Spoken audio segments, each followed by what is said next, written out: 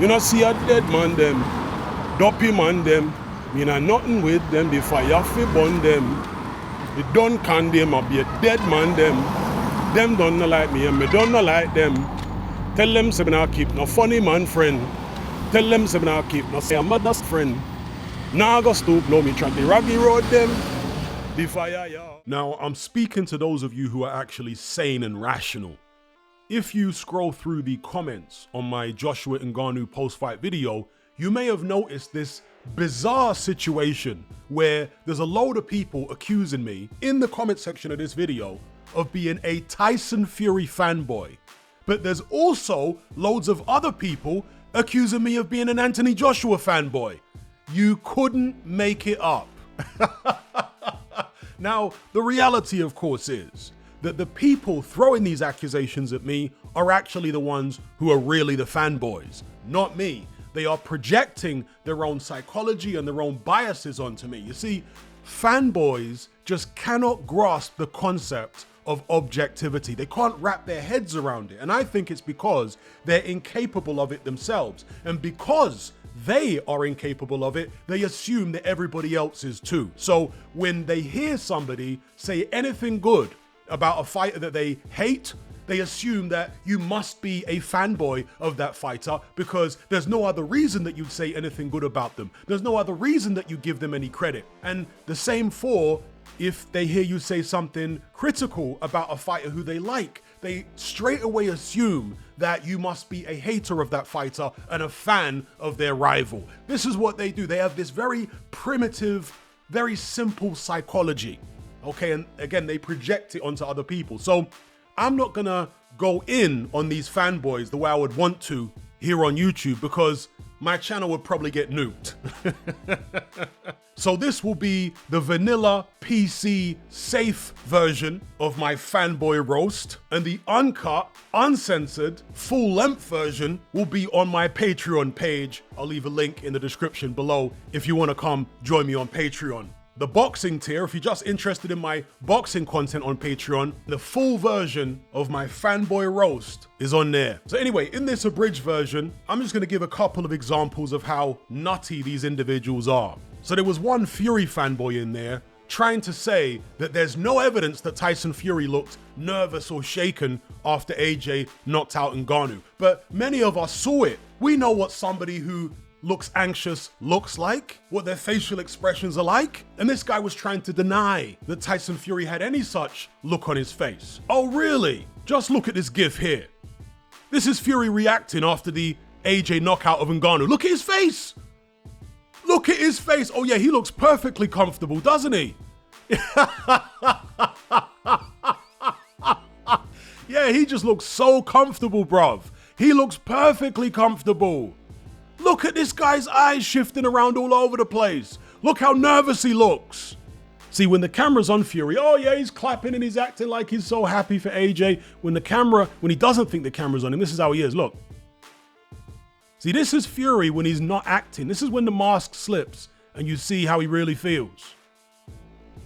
Tyson Fury is a human being. You do realize that, don't you? He's not actually a god. He can't walk on water or turn water into wine. I know that might come as a massive shock to the Fury fanboys, but it happens to be true. And here's the thing. I've pointed out on many occasions in many videos in the past that Anthony Joshua looks shook and nervous in certain situations. But you didn't accuse me of being a Fury fanboy, did you? When I pointed those things out about AJ, I was just making an objective observation. He looked nervous. It's not me trying to have a go at him. It's not me trying to hate on him. It's not anything like that. As a human being, over the course of time, you learn to read people's body language and facial expressions and make basic deductions. If somebody looks angry, you can generally tell from their body language and their demeanor.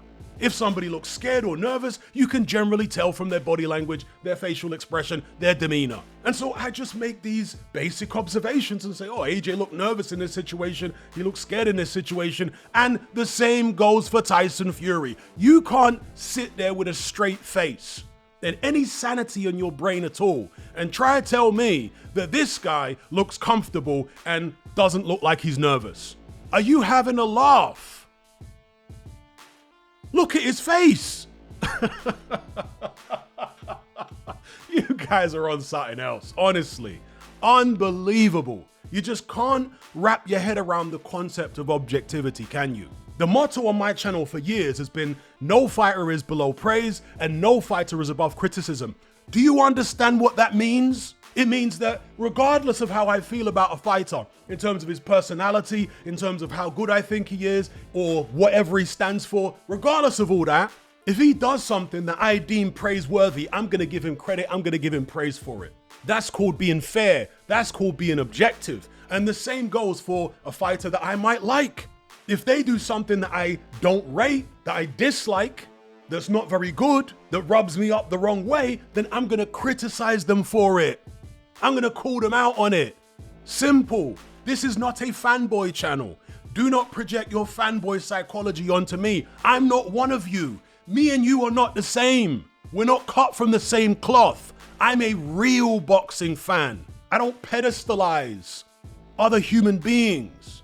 There's no mortal being on this earth who I pedestalize, who I put above myself and praise and worship them like some god or demigod. I don't do that. You do that. I don't do that. I can appreciate somebody's ability, somebody's achievements, but at the end of the day, they got 2 arms and 2 legs just like me.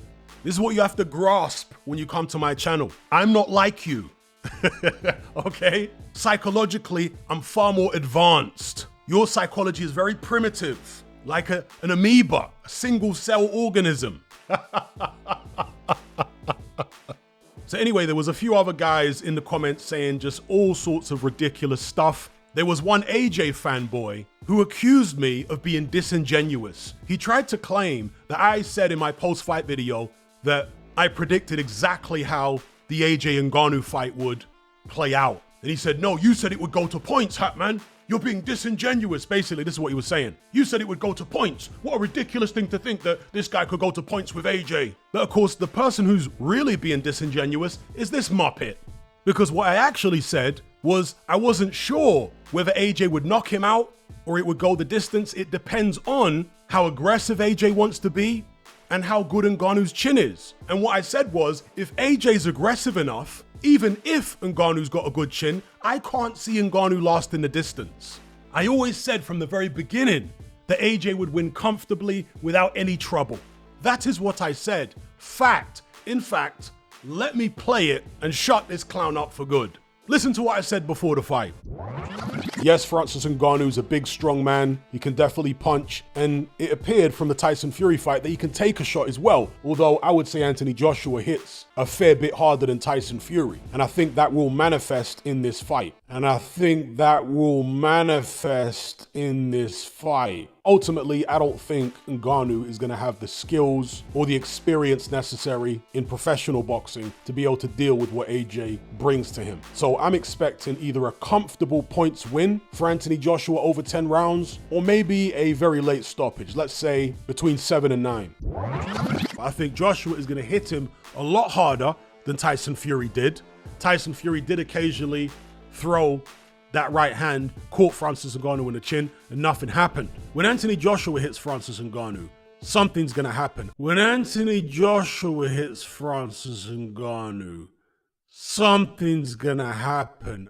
Even if Francis Ngannou takes a good shot, I don't think he can continuously take clean power punches from Anthony Joshua if AJ's letting his hands go as he was against Wallin and survive the 10-round distance.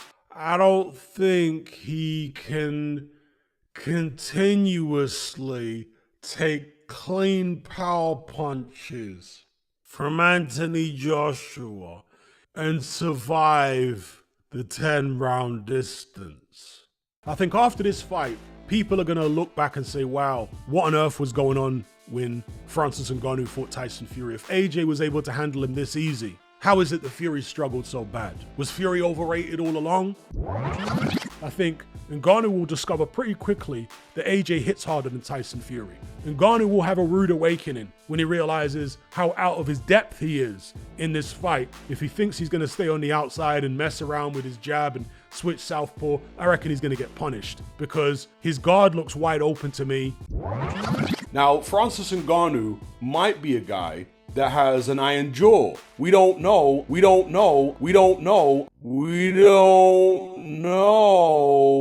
until we see him get hit consistently by Anthony Joshua on that chin to test it. This will be the biggest test of Francis Ngannou's punch resistance in my view. I would say that AJ is a better counterpuncher than Tyson Fury, and I think Francis Ngannou will find that out the hard way on Friday night.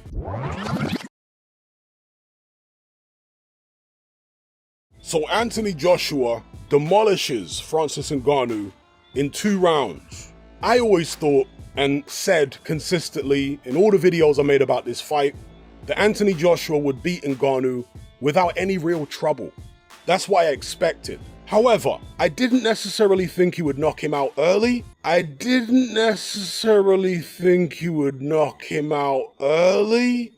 thought if he was going to get him out of there, it would probably be late, but I can't say I'm shocked. All right, so there you have it. Duppied that fool, and now I'm about to duppy a whole heap of other fools and go through the comments on this video virtually one by one. Maybe I won't cover every single one, but I'll try to get to most of them. On this video, I think there's over 800 comments. So that's what the full version is going to be. If you want to see it, go to my Patreon page on the boxing tier. You can cancel at any time. There's no commitment. It's just like Netflix or whatever. It's like a rolling 1-month thing. Download the Patreon app from the Play Store or the App Store. Easy peasy. Access my extra boxing content. Because like I say, the stuff I would like to really say about these fanboys, hey, they'd nuke my channel for it right here on YouTube. So I gotta put it on Patreon. Anyway, I'm out.